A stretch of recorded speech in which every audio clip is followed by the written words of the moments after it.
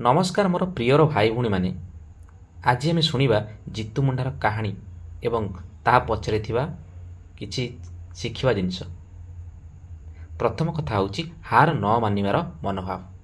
जितु मुंडा बहुत थर जाइथिला बैंक को, बहुत थर से प्रताड़ना खाई मैनेजर पाखु, किंतु से हार मानला नहीं। शेष से ताकू जहाँ भी ठीक लगिला, कारण तार पैसा ही दरकार थिला। ଆଉ ପଇସା ଦରକାର ନଥିଲେ ସେ ଯାଇ ମଦ ପିଇ ବସିକି ରାସ୍ତା ଗଡ଼ିବ ସେମିତି କଥା ନଥିଲା। ତାର ପଇସା ଦରକାର ଥିଲା, କାରଣ ତା ପରିବାର ପ୍ରତି ତାର ଦାୟିତ୍ୱ ଥିଲା। ଠିକ୍ ଅଛି। ତେଣୁ ହାର ନ ମାନିବାର ମନୋଭାବ ହିଁ ତାକୁ ଏତେ ବଡ଼ ତାରକା ବନେଇଥିଲା। ଆଜି ତାକୁ ଦେଶର କୋଣ ଅନୁକୋଣରେ ଲୋକ ଜାଣିଛନ୍ତି, କାରଣ ନ୍ୟୁଜ୍ ତାକୁ ଏତେ ଭାଇରାଲ୍ କରିଛି ଜିତୁ ମୁଣ୍ଡାକୁ, ତାକୁ ପ୍ରଧାନମନ୍ତ୍ରୀ, ଗୃହମନ୍ତ୍ରୀ ଅମିତ ଶାହା ପର୍ଯ୍ୟନ୍ତ ସବୁ ଜାଣିଛନ୍ତି। ଅଲେଖ ପାଣ୍ଡେ ଯିଏକି ଫିଜିକ୍ସ ବାଲାର ଫାଉଣ୍ଡର, ସିଏ ତାକୁ 10 ଲାख ଦେଇଛି ଏବଂ ବହୁତ ପାର୍ଟି ଲୋକ ଆସି ତା ଘରେ ଆସି ରୁଣ୍ଡ ହେଉଛନ୍ତି ତାକୁ ସମ୍ବର୍ଦ୍ଧନା ଦେବା ପାଇଁ, ତାକୁ ଫାଇନାନ୍ସିଆଲ ସପୋର୍ଟ କରିବା ପାଇଁ, ତାକୁ ଚାଉଳ ଚିନି ଡାଲି ଏସବୁ ଦେବା ପାଇଁ। ତେଣୁ ଏଇଟା କେମିତି ସମ୍ଭବ ହେଲା? ଏଇଟା ଏମିତି ସମ୍ଭବ ହେଲା କାରଣ ସିଏ ନିଜର ଯେଉଁ ହାର ନ ମାନିବାର ମନୋଭାବ ହିଁ ଥିଲା ତା ପାଖରେ। ଆଉ ଦ୍ୱିତୀୟ କଥା ହେଲା କ'ଣ ନା, ପରିବାର ପ୍ରତି ତାର ଦାୟିତ୍ୱ ପ୍ରେମ।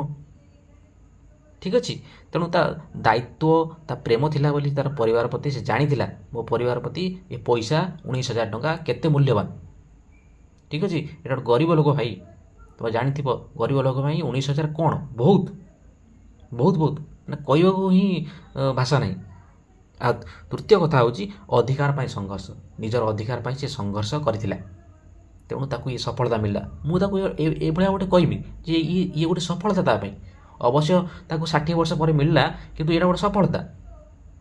ସେ ନିଜର ହୃଦୟର ବେଦନାକୁ ବୁଝିଥିଲା, ହୃଦୟର କଥାକୁ ହିଁ ଶୁଣିଥିଲା ସେ, ସେଇଥିପାଇଁ ଇଏ ପାଇଲା ସେ ସଫଳତା। ଆଉ ଚତୁର୍ଥ କଥା ହେଉଛି ଇମ୍ପୋର୍ଟାଣ୍ଟ କଥା, ଇଏ ହେଉଛି ଶିକ୍ଷା ଓ ସଚେତନତାର ମହତ୍ତ୍ୱ। ତେଣୁ ଆମେ ଦେଖିଲେ ଯେ ଯେହେତୁ ଜିତୁ ମୁଣ୍ଡା ଜଣେ ଅଶିକ୍ଷିତ ଲୋକ ଥିଲା, ଶିକ୍ଷା ଦୀକ୍ଷା ସେ ଏତେ ପାଇନଥିଲା, ତେଣୁ ତାକୁ ବ୍ୟାଙ୍କ ମ୍ୟାନେଜର ଯିଏ ସେ କ'ଣ କରୁଥିଲା, ତାକୁ ଏଡ଼େଇ ଦେଉଥିଲା, ତା କଥାକୁ ମାନୁନଥିଲା। କିନ୍ତୁ ସେଇ ଜାଗାରେ ଯଦି ଗୋଟେ କୋଟ୍ ପିନ୍ଧା, ପ୍ୟାଣ୍ଟ ପିନ୍ଧା, ଟାଏ ଭିଡ଼ିଥିବା, ବେକର ପକାଇଥିବା ଲୋକ, ଘଣ୍ଟା ପିନ୍ଧିଥିବା ଲୋକ ଯଦି ଆସି ପହଞ୍ଚେ, ଇଏ କୁହେ ମୋର 19,000 ଟଙ୍କା ଦରକାର ମୋ ଭଉଣୀର, ତେଣୁ ତାକୁ କିଛି କରିବାକୁ ପଡ଼ିନଥାନ୍ତା। ସିଏ ତାକୁ କହିଦେଇଥାନ୍ତା ଇଏ କରିଦ, ଡେଥ୍ ସାର୍ଟିଫିକେଟ୍ ଆଣ, ହେଇଯାଇଥାନ୍ତା। କିନ୍ତୁ ଜିତୁ ମୁଣ୍ଡାର କଥା କାହିଁ ରଖାଗଲାଣି? କାରଣ ସିଏ ଅଶିକ୍ଷିତ ଥିଲା।